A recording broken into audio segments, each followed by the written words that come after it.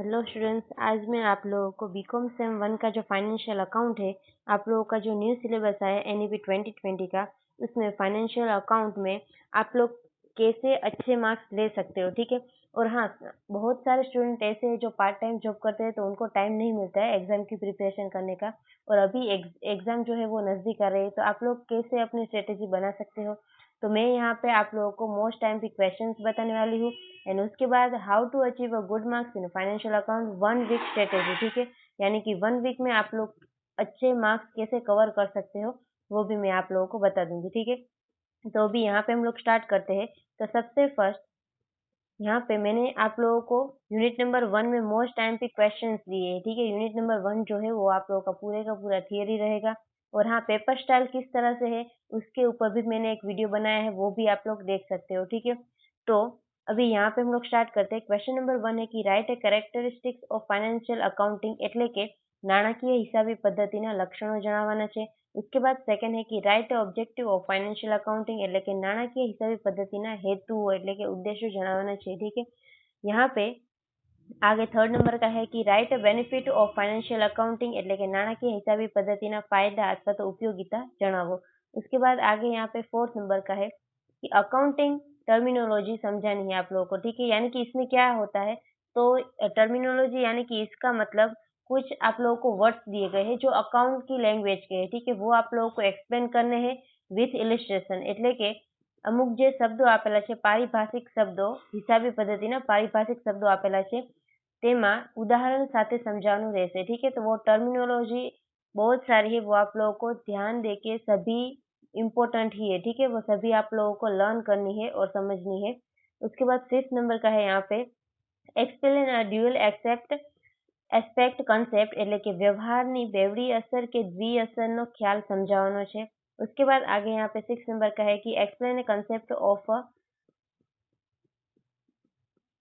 પ્રુડેન્સ એટલે કે दूरदर्शिता के शार्पपणाનો ख्याल समझाવાનો છે, ठीक है। तो यहाँ पे क्वेश्चन नंबर 5 एंड 6 जो है वो आप लोगों के चैप्टर नंबर 2 में से होंगे, ठीक है।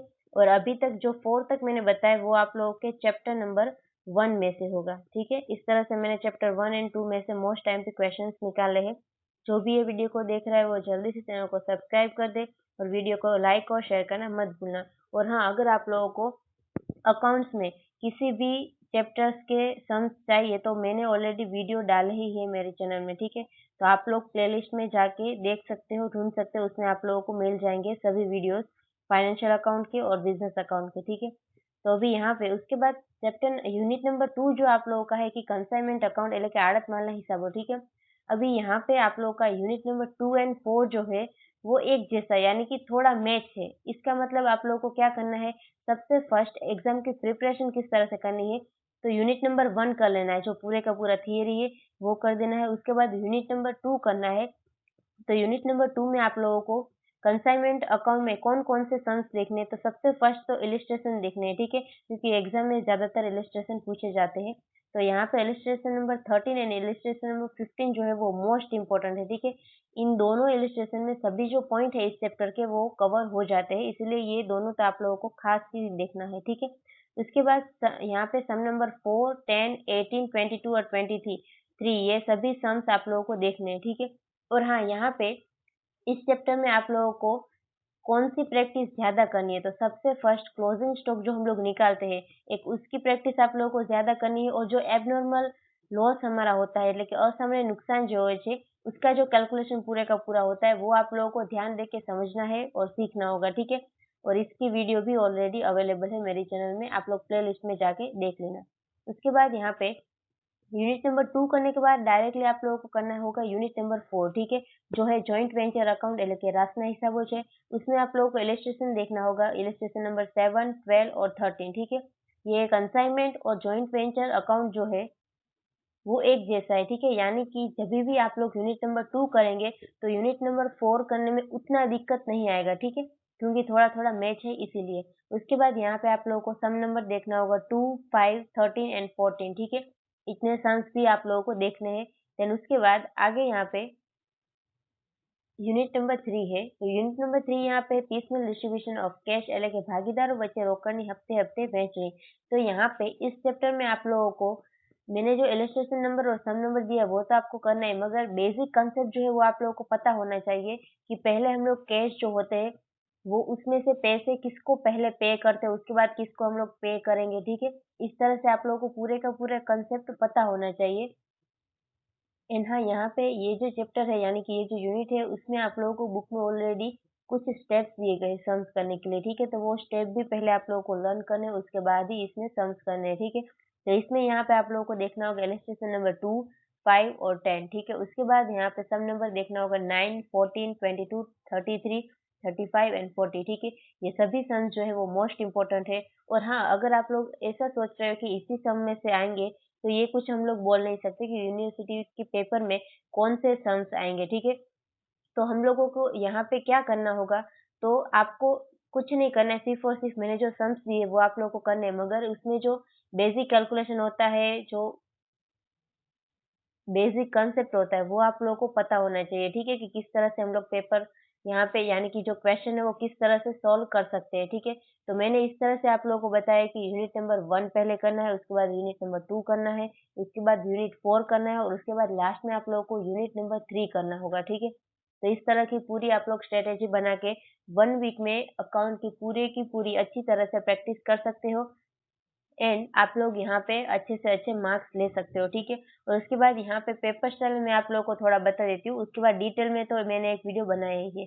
तो आप लोगों को किस तरह से पूछा जाएगा, तो सपोज समझ लो कि यूनिट नंबर 1 जो है आप लोगों का, उसमें से 10 मार्क्स का पूछा जाएगा, ठीक है, थियरी। उसमें 10 मार्क्स तो पूछा जाएगा, मगर किस तरह से होगा, तो 5 एंड 5 मार्क्स के हो जाएंगे, ये हो जाएगा 1 और उसकी ओर में क्या हो जाएगा, 10 मार्क्स का एक बड़ा क्वेश्चन, ठीक है, इस तरह से हो सकता है। उसके बाद यूनिट नंबर 2 है, उसके उसमें से भी 10 मार्क्स का पूछा जाएगा, ठीक है।